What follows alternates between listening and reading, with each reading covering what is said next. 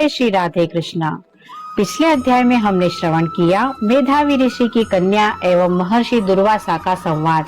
आइए आगे के अध्याय में हम श्रवण करते हैं कि महर्षि दुर्वासा ने कन्या का शोक किस प्रकार निवारण किया और क्या कन्या ने उनके बताए गए उपाय को अपनाया या ठुकराया। आइए जानते हैं 10वें अध्याय में। महर्षि दुर्वासा कहने लगे कि हे पुत्री, अब से तीसरा माह आएगा पुरुषोत्तम मास। इसके समान कार्तिक आदि मास भी नहीं है। इसमें स्नान, दान, तप, पूजन, आराधना करने से मनुष्य दोषों से छूट जाता है।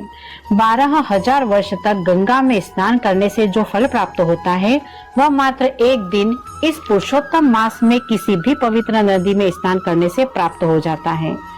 सभी मास, पक्ष और पर्वों को मिला दिया जाए तब भी वह पुरुषोत्तम मास की 16वीं कला के बराबर भी नहीं है।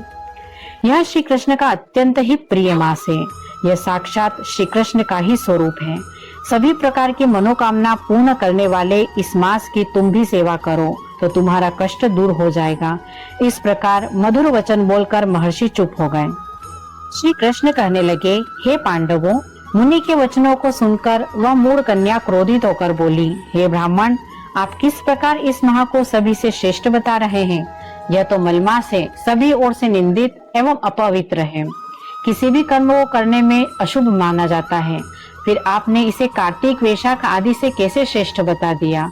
इस प्रकार के कटु वचनों को सुनकर महर्षि अत्यंत क्रोधित हो गए और श्राप देने को उद्यत हुए, परंतु मन में विचार करने लगे कि यह मेरे मित्र की कन्या है। यह अपना हित अहित नहीं जानती। बिना माता पिता के यह दुख रूपी अग्नि में झुलस रही है। मेरे उग्र श्राप को यह सहन नहीं कर सकेगी। अपने अंदर उत्पन्न क्रोध को शांत करते हुए महर्षि दुर्वासा कहने लगे, हे मूर्ख कन्या, इस पुरुषोत्तम मास के महात्म्य को बड़े बड़े तपस्वी भी नहीं समझ पाए हैं, तो तुम कैसे जान पाओगी? जो तुझे उचित लगे वही कर, परंतु तूने जो पुरुषोत्तम मास का अपमान किया है उसका फल इस जन्म में या अगले जन्म में तुझे अवश्य ही भोगना पड़ेगा। तुम्हारा कल्याण हो। इस प्रकार वचन कहकर महर्षि तत्काल वहां से चले गए। श्री कृष्ण कहने लगे, पुरुषोत्तम मास के अनादर के कारण वह कन्या कांतिहीन हो गई और अपने मन में विचार करने लगी कि अब मैं पार्वतीपति भगवान शंकर की आराधना करूंगी।